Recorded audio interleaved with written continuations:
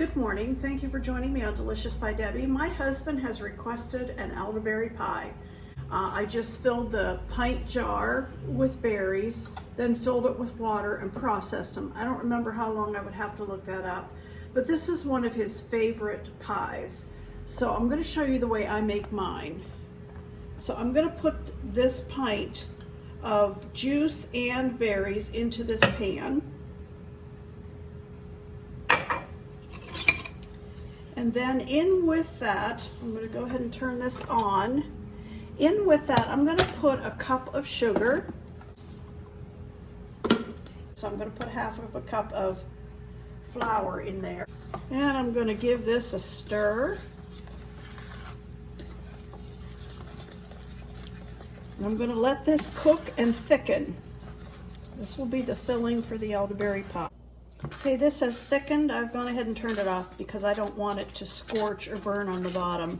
But this has thickened, and I'm just going to set it off to the side, and I'm going to just let it sit here until I get the pie crust made. Okay, I'm getting ready to make my pie crust for my elderberry pie. I'm using a 9-inch pie dish, and I want this to be a double crust. So I'm going to make the dough for a double crust. First of all, I will need 2 cups of flour. And I am using King Arthur flour, a teaspoon of salt. If you're watching your salt, you could cut this back to a ½ teaspoon and it would be fine.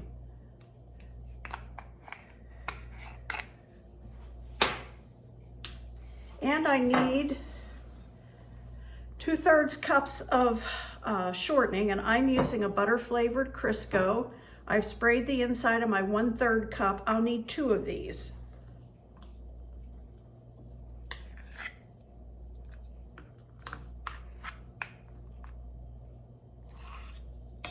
If you spray it, it just comes out so good. Okay, I have my pastry blender and I'm gonna blend it. That's the shortening, the flour, and the salt. And I like to blend it really well. I don't want any big chunks of shortening. I like them to be smaller than a pea. As you can see, I got that blended up nicely, no big chunks. And now I'm gonna put in some ice water. I'm just using a bottled water I had in the refrigerator. It usually takes about 10 tablespoons. I haven't measured that out into cups to see how much that would be, but I usually go with about 7 to start with. Now I'll try mixing this up and see what we've got. Actually, I think 7 tablespoons is going to be enough this morning. That came together really nicely. So I'm going to put some flour on my board, or my counter. And I'm going to take about half of this. This will be my bottom crust. And I've got my rolling pin, and I like to flour it also, and then just go ahead and roll it out. I'll go ahead and get that into the pie plate.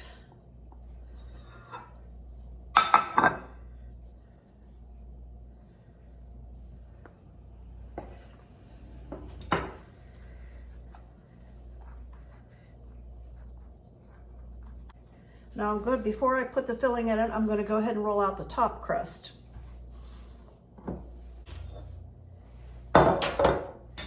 Now I'm going to put the pie crust over here, get the filling.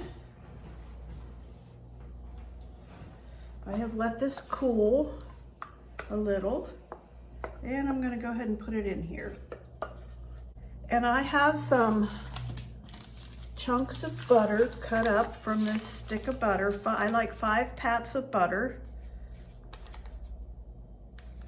You don't have to do that, that's optional. Some people like to put cinnamon on top. I don't. My husband likes it just like this. He doesn't like any cinnamon or anything added to it. And now we'll work with the top crust.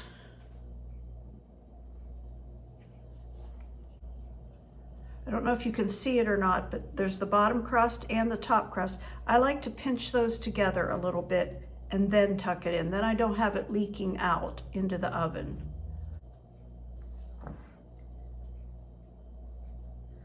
Okay, there it is. Now I'm gonna get a knife, and I like to cut something in the top of it. I think I'll just do an X, just to let out steam and any of the filling that wants to bubble out. Next thing I like to do is I have some sanding sugar, they call it in Amish country. I'm sure there's other names for it, but I like to put that on the crust. And this is going to go in the oven for about 30 to 35 minutes at 350, and I will show you when it comes out. Okay, my elderberry pie is done. Just took it out of the oven. That baked for 40 minutes.